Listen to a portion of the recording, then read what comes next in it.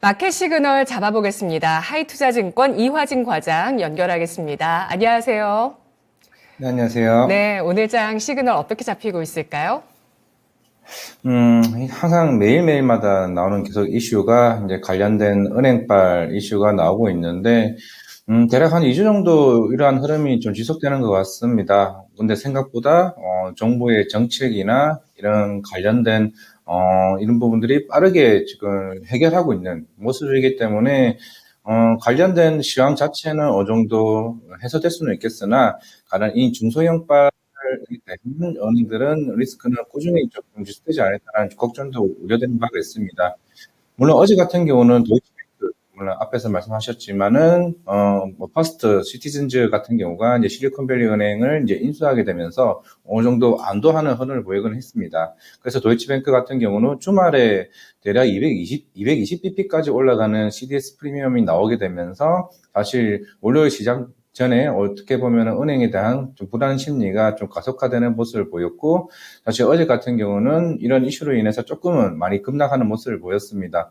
하지만 예전 11년쯤 이제 유로 위기가 닥쳤을 때도 그 당시 도이치뱅크에 대한 CDS 같은 경우는 한 300bp까지 올랐었거든요. 아직까지는 뭐 그 정도까지 감안을 했을 때는 조금은 봐야 되겠습니다만은, 최근에 다시 좀 붉어지고 있는 게, 물론 어제 미국 시장에도 오르긴 했었지만은, 이런 상업용 부동산에 대한 노출 심리가 생각보다 좀 큰 걸로 보이고 있습니다. 실제로 지금 중소형 은행에 대한 대출 쪽도 굉장히 크고, 그리고 도이치뱅크 같은 경우도 전체 대출 중에서 7%가 이제 상업용 부동산 대출인데, 이게 대략 한 330억 유로입니다.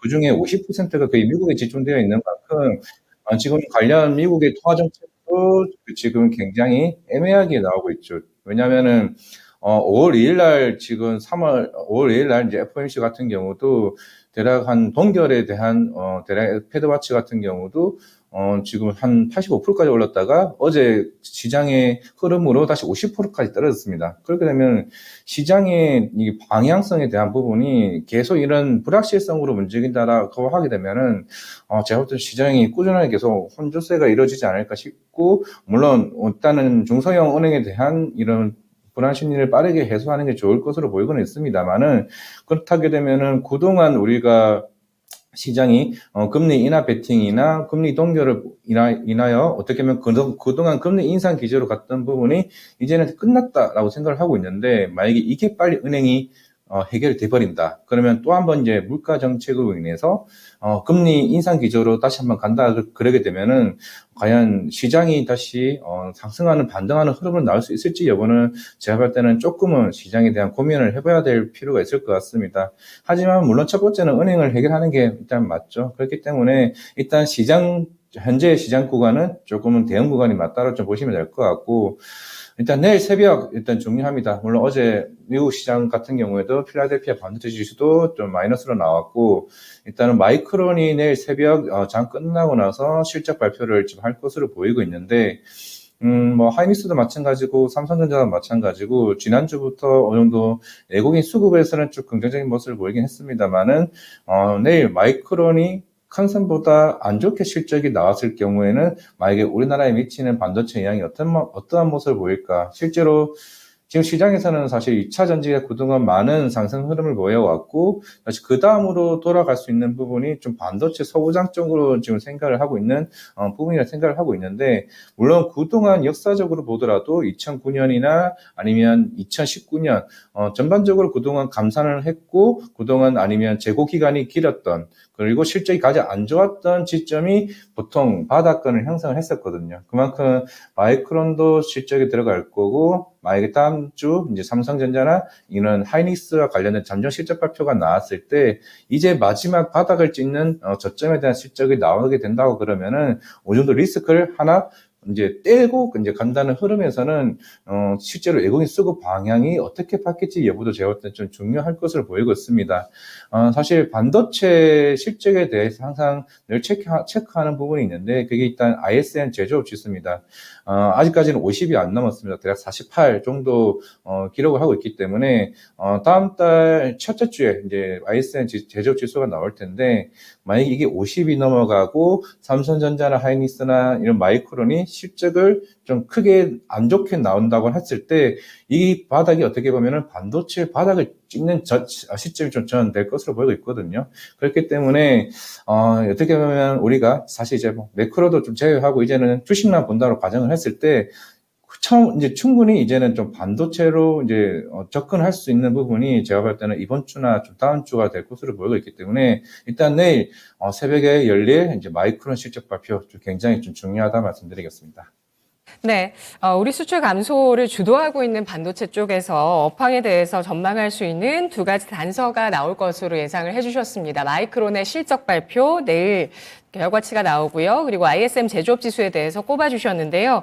반도체 업황의 바닥론에 대해서 좀 더 힘을 실어서 말씀해 주셨지만 경기에 대한 우려도 여전한 건 사실입니다. 간밤에 세계은행에서는 앞으로 전 세계 경제 성장률이 2030년까지 연 2.2% 성장해서 앞으로 잃어버린 10년이 올 수 있다라는 경고를 내놓기도 했거든요. 그래서 경기에 대해서도 아직은 여전히 좀 불확실한 상황에서 반도체 저점론 나오고 있고요. 외국인의 수급이 중요하다고 하셨는데 현재까지로는 외국인이 배터리와 반도체 중에 어느 쪽을 선택하고 있을까요? 아직은 이제 배터리 쪽으로 지금 선택을 하는 모습을 있고, 지난주에 외국인 수급은 사실 하이닉스 쪽은 들어오지는 않았고, 저 삼성전자 쪽으로 많이 들어오는 모습을 보이고 있습니다. 일단 2019년에는 삼성전자가 이겼죠. 사실 이번 같은 경우도 끝까지 사실 인위적 간산이 없다라고 어제 이재용 회장이 발언을 했던 만큼, 조금 봐야겠습니다만은, 근데 1분기 컨콜에서도 삼성전자에서도 그렇게 얘기했습니다. 인위적 감산은 없지만은 공정 전환으로 인해서 장비 교체가 있겠죠. 장비 교체로 인해서 감산 효과는 있겠다고 얘기를 했습니다. 그렇다면은 지금 재고 기간이 대략 한 15주 정도 남았고 우리가 항상 이제 이번 주 토요일쯤에 아마 나오겠죠. 이제 무역 수지 결과 발표가 나올 텐데 항상 기존 반도체에 대한 이게 수출이 계속 줄고 있습니다. 그러면 저만큼 계속 줄고 있는 상황인데 외국에는 일단 삼성전자 수급이 조금씩 들어오고 있다는 측면.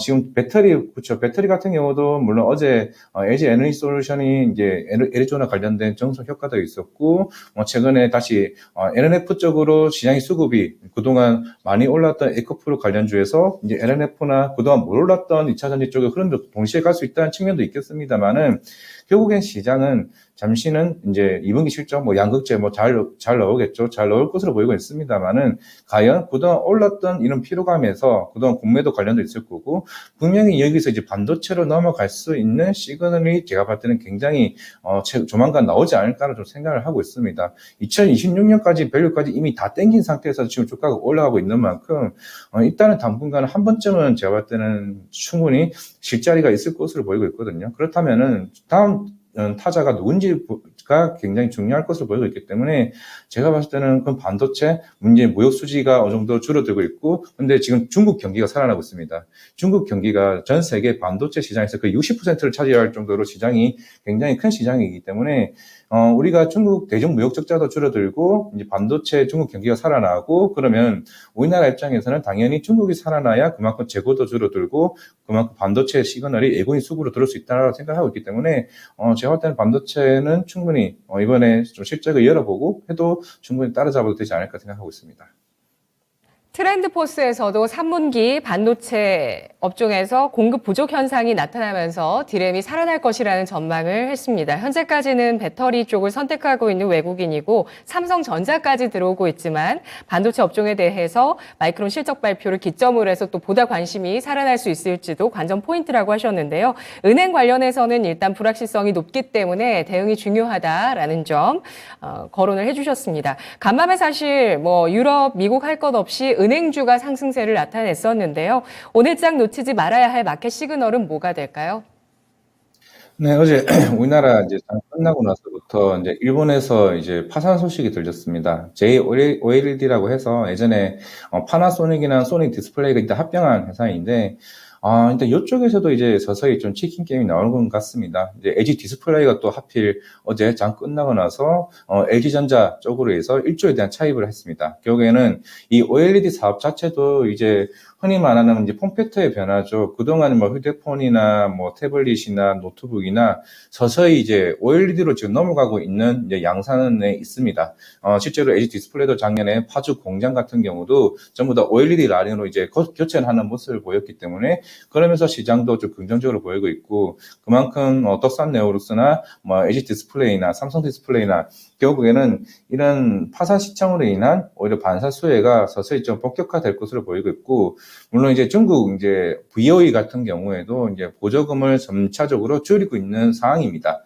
그렇게 되면은 그만큼 여기서 공장 캐파가 누가 가장 많이 가지고 있고 시장에서 선도할 수 있는 여부에 따라서 그만큼 이제 그동안 LG 디스플레이 같은 경우는 오랜 기간 이제 적자 이제 경영을 하고 있던 상황에서 여기서 이제 큰 자금이 모였던 만큼 이제 OLED 산업에서 만약에 시장 선점을 한다라고 하게 되면은 그동안 침체기에 있던 OLED 시장 자체에서 국내 디스플레이가 굉장히 긍정적으로 변할 수 있는 좀 굉장히 좋은 시그널이 되지 않을까라고 싶기 때문에 어제 장 끝나고 나온 이슈이기 때문에 오늘 시장에서는 분명히 이런 OLED 관련해서 덕산 네오룩스나 P&H 테크 그리고 LG 디스플레이 관련 업종들이 오늘 좀 외국인 수급 적으로도 좀 긍정적으로 좀 보이지 않을까라고 생각을 좀 하고 있습니다.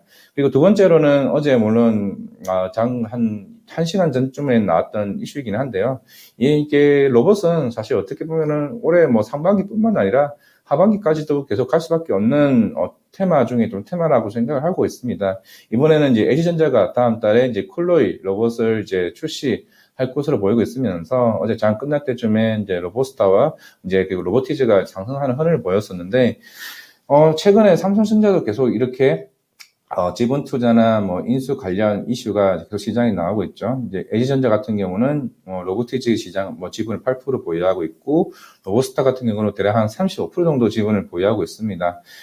그동안 오랜 기간 동안 LG전자는 관련된 기술들을 특허를 출원을 해왔었고 이런 가정용 로봇에 대해서 꾸준하게 준비를 해왔던 만큼 본격적으로 로봇이 시장에 나오고 있고 그만큼 매출도 이제 본격적으로 일어날 수 있는 만큼 이제 로봇도 생각보다 빠르게 우리가 항상 뭐 미래 성장의 모멘텀으로 접근을 해왔다면은 LG전자, 삼성전자용으로 인해서 이런 서비스 로봇 시장 자체가 규모가 커지고 있고 매출이 일어나고 아니면 여기에 관련된 뭐 스타트업이나 관련된 인수 작업이 계속 지속된다라고 하게 되면은 제가 볼 때는 오늘 또 로봇주들이 어제 막판에는 이 두 종목이 움직였지만은 오늘 이제 로봇 미래 전략에 대한 컨퍼런스가 개최되는 만큼 이게 또 산업부에서 열리는 부분이기 때문에 시장에 또 한번 분위기가 또 수급이 바뀔 수 있다는 측면에서는 로봇과 OLED 그리고 오늘 어떻게 보면 매크로적인 움직임이 또 있었기 때문에 좀 은행 관련된 금융지주들 이 세 개에 대한 흐름들은 조금은 긍정적으로 시장에서 움직이지 않을까라고 좀 말씀을 드리겠습니다.